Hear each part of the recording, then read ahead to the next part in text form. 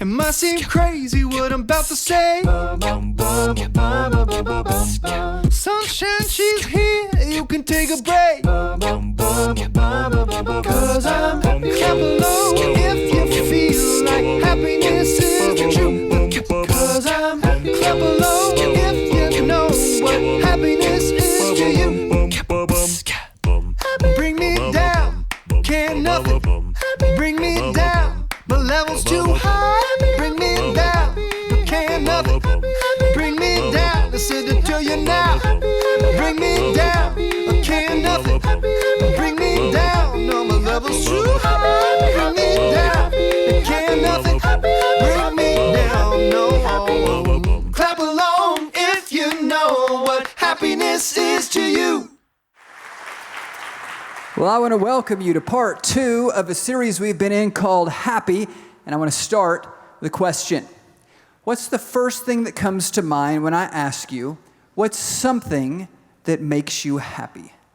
Think about it. Something that makes you happy. One of the things that makes me really happy is eating out, I got to be honest. How many guys with me? You like to eat out? How many guys like to eat out? Okay. Now, this is not to say anything about my wife's cooking. In fact, babe, if you're watching, I love cooking.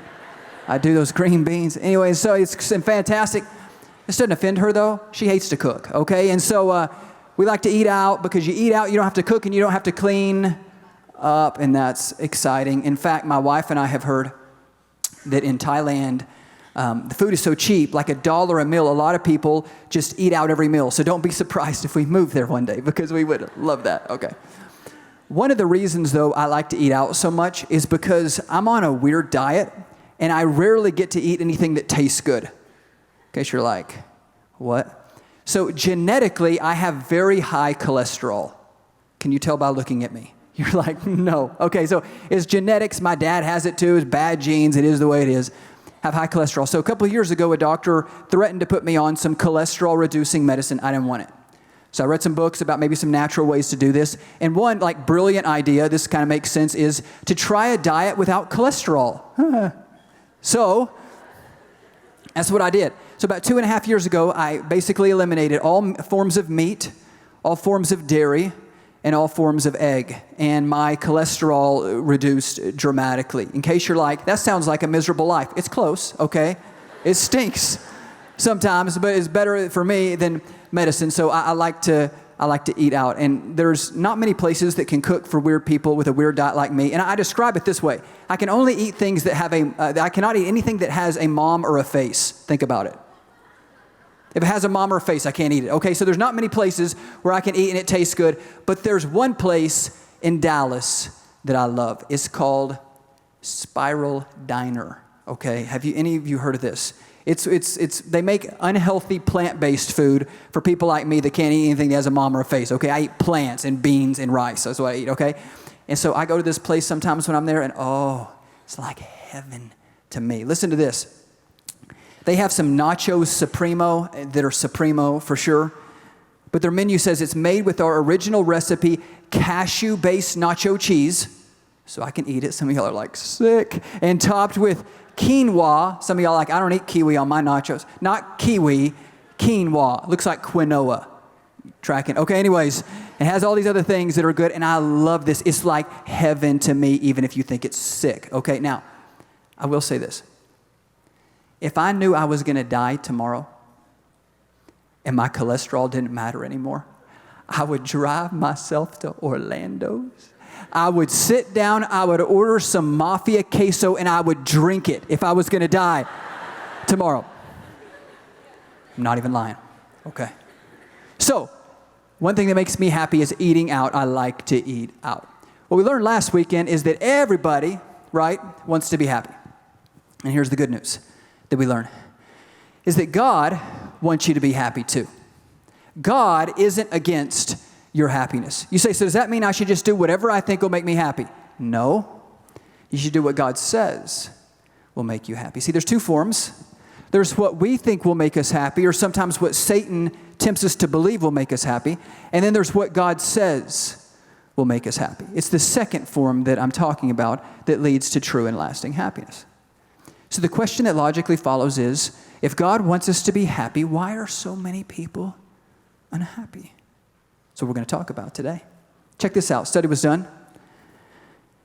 Study indicates that children laugh an average of 400 times a day, adults only 15. Would you believe that? So what happens between childhood and adulthood that takes away a lot of our happiness? What happens? Why sometimes, come on, you've had this question, why sometimes are we so unhappy? I'm going to give you what I think the reason is, and then we're going to flesh it out in the rest of the message. So here's kind of the whole message right here. Here's why I think some of us are unhappy. Because you're pursuing happiness based on what you think, remember the forms? What you think will make you happy, rather than what God says will make you happy, and you didn't create you, so you don't know. But God does. So when you pursue happiness based on what you think, oftentimes you'll find out you were wrong. You didn't know. You're not God. You got to hear from Him. So 2 ways, if you're taking notes, we often pursue happiness based on what we think rather than what God has said. First way is this, your circumstances. Research has shown when most people are asked, why are you so unhappy? They point to a set of difficult circumstances in their life. And they say if these circumstances would change, then they would be what? Happy. So it goes something like this. I'd be happy if I had more money. So their difficult circumstances is that right now they don't feel like they have enough money, but if they had more money, then they'd be happy. So I'd be happy if I had more money. I'd be happy if I had a spouse. I'd be happy if I didn't have the spouse that I have now anymore. I'd be happy if I had kids. I'd be happy if somebody adopted my kids. I'd be happy if I got a different job. I'd be happy if I was closer to family. I'd be happy if I got a nicer house. I'd be happy if I got a nicer car. I'd be happy if I had better health.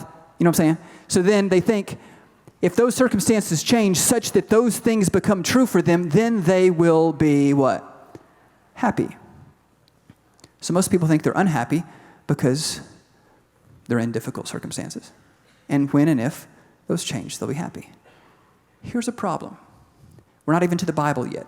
This is just modern research. Watch this. Research indicates there is little, this is a quote from some research, there is little correlation between the circumstances of people's lives and how happy they are. That's the opposite of what you thought. And me too. There's not much correlation between your circumstances, whatever they are, and your happiness. Research shows.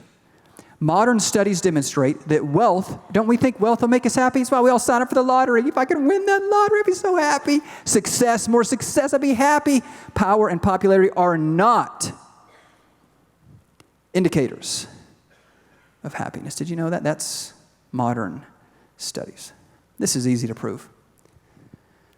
I would venture to guess that most guys listening to me now, if they could trade places with Tom Brady, they would. Now, maybe you would be disappointed in your life right now because of what just happened, okay? But you would think, most guys think, quarterback, star quarterback, many Super Bowls, all the money, all the success, popularity. You'd think Tom Brady has an ideal set of circumstances. Most guys would think that. Most guys, I think, would love to trade places with him because if you get to Tom Brady's place in life, then you get happiness, right? Of course, that's right, isn't it? Isn't it? 60 Minutes interview was done with Tom Brady by correspondent Steve Croft. He described Brady as being unhappy. Brady asked him, why do I have 3 Super Bowl rings? He has 4 now. This was before the 4th.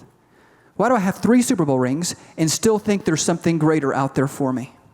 I mean, maybe a lot of people would say, hey man, this is what it is. I reached my goal, my dream, my life. Me? I think God, it's got to be more than this. What's the answer? Croft asked him. Brady responded, I wish I knew. I wish I knew. Tom Brady, to most guys, ideal set of circumstances. Yet even in his ideal set of circumstances, he's saying, God, it's got to be more than this. It's got to be more to life than this. So if you thought getting Tom Brady's circumstances would make you happy, you thought wrong. Jack Higgins, a best-selling author of popular thriller novels, he said when he was growing up, he wished somebody would have told him this. He said, I wish somebody would have told me that when you get to the top, there's nothing there. You need to remember that. He said he wished when he was younger, somebody would have said, told him that when you get to the top, because he made it to the top, when you get to the top, there's actually nothing there. So you got ideal circumstances and people are unhappy, but then you've got people that have much less ideal circumstances than you that are extremely happy. I was in Mexico a number of years ago on a mission trip. I met some people that live in mud huts, some of the happiest people I've ever met in my life. I've read books before written by Chinese Christians that were beaten up, imprisoned, tortured. They're writing about their time in prison. Their time in prison they describe with greater happiness than sometimes what I feel when I'm reading the book. And they're in prison suffering for the faith. They're in terrible circumstances. Not ideal at all. None of you would choose to be in those circumstances. And yet, they're extremely happy. What's up with that? Just goes to show it's not about your circumstances. The Bible substantiates this. Philippians 4:11. Remember, this is right after last week. Remember 4, I think it's 4. Paul said, always be full of happiness or joy in the Lord. I say it again, be happy. And then look what he says right after. I'm not saying I need anything, Paul's saying. I've learned to be happy with whatever I have. Whether I have a lot or a little, good circumstances or bad. I know how to get along with little and how to live when I have much. I have learned the secret, there's a secret of being what? Of being happy at all times. If I'm full of food and have all I need, good circumstances, I am happy. If I'm hungry and need more, bad circumstances, I am unhappy. That's what we think, right? We go through bad circumstances, I'm unhappy. And if my circumstances change, then I'm happy. Paul says, I'm going through bad circumstances, I'm still happy. Because here's the secret. I can do all things because Christ gives me the strength. Proving it's not about a certain set of ideal circumstances. Next. James, the brother of Jesus. James 1:2. Dear brothers and sisters, when troubles, bad circumstances, bad things are happening, you don't have all the money you want, you don't have the house you want, you don't have the health you want. When troubles of any kind come your way, consider it an opportunity for great joy and happiness. What? How often do we associate troubles with an opportunity for joy and happiness? Basically never.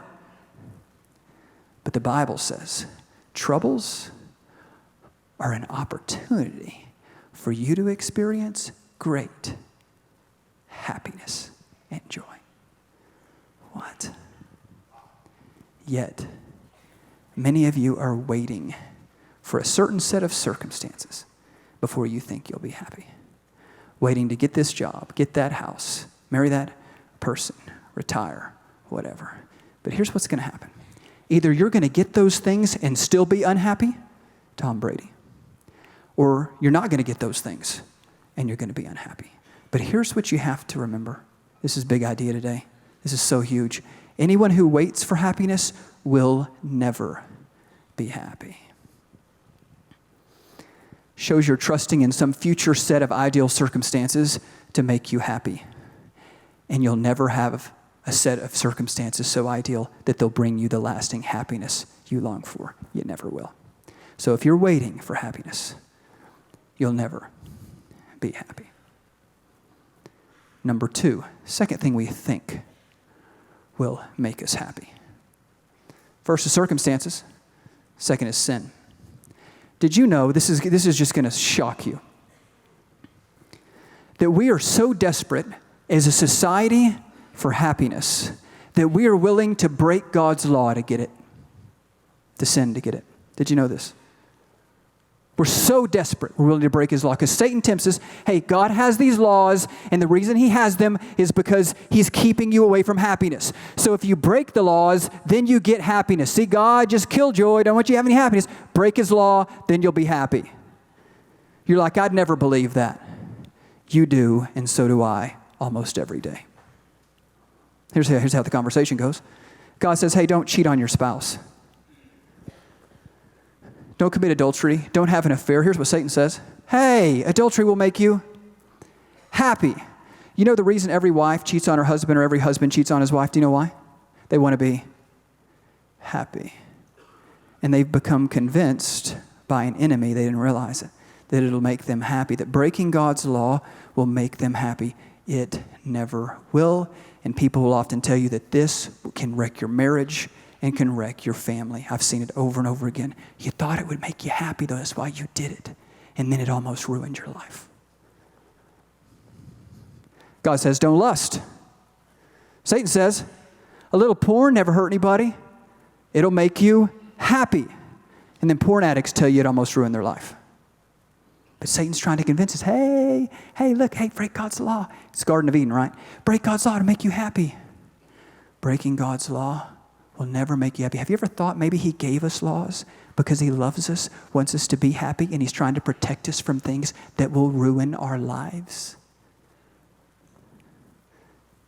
Maybe that's why we have it. Next. God says, don't abuse alcohol and drugs. Satan says, hey, God just doesn't want you to be happy. God doesn't want you to have any fun. Is that true? It's not, but we believe it anyways. We abuse alcohol and drugs, and then addicts despise these drugs for what they're doing to them and what it's doing to their families. God says, don't get an unbiblical divorce. There's 2 biblical reasons for a divorce. Most divorces I hear about are outside of those 2 biblical reasons. And Satan says this, here's why they still get a divorce. Because they've been told you'll be happier if you leave them. A lot of people get a divorce because they're not happy. That person's not making them happy. So they think, if I leave them, then I'll be happy. Can I be honest? God didn't tell you that. God doesn't ever tell you that breaking his law will make you happy. Somebody else told you that, and he's a liar. Another one. God says, hey, dads, fathers, lead your kids, lead your wife and your children, lead your family spiritually. Satan says, you'll be happier if you ditch them. And so many dads do. Ditch their wives, ditch their kids, leave mom to raise them on their own. Why do they do it? Because they think it's going to make them happy. Breaking God's law will never make you happy. So they're chasing this dream of happiness. They never find it. Maybe God said, hey, dads, lead your kids because that's what'll make you happy. Ever thought about that? You got to remember this. Satan hates God. He hates you. And he hates happiness. He has no happiness to give. Here's what he does. He dispenses to you and me rat poison in colorful, happy-looking wrappers. That's why we take it. When I sin, when you sin, we're taking rat poison. It's intending to destroy our lives. It's happy looking, it has to be, or we wouldn't take it. But it only provides moments of happiness and then a lifetime of misery. You know this if you've sinned, and that's all of us. Here's a quote. Randy Alcorn wrote a book on happiness. He said this, he said, the first hit of a drug, the buzz of alcohol, or the thrill of illicit sex seems so good at the time. But then the very thing that brings us a taste of joy or happiness robs us of true and abiding or lasting joy and happiness. Watch. Sin is the ultimate killjoy. It kills your joy. Martin Luther, great reformer from the 16th century, said sin is pure unhappiness. It's pure unhappiness. When you sin, you're looking for happiness. Not only do you not get the happiness you're looking for, you get pure unhappiness. That wasn't a smart move, was it? Read something recently I thought was fascinating by Dr. Paul Meyer, a psychiatrist. He says, I've had millionaire businessmen come to my office and tell me they have big houses. That's what we all want, right? Yachts. I'd like a yacht. Condos. Yeah. Nice children. A beautiful mistress. An unsuspecting wife. Secure corporate positions. And suicidal tendencies. They have everything, he says, this world has to offer except one thing, inner peace and joy. They come to my office as a last resort, begging me to help them conquer the urge to kill themselves. What happened to the millionaire businessmen? They have everything. Circumstances that seem perfect. They got all the sin they want. Their wife doesn't even know about it. And they want to kill themselves. Because your circumstances and your sin will never bring lasting happiness. In fact, it brings, looking to those as a primary source of happiness, can bring lasting unhappiness and misery, just like it did for the businessmen. The Bible supports it. Psalm 1:1. What's that word?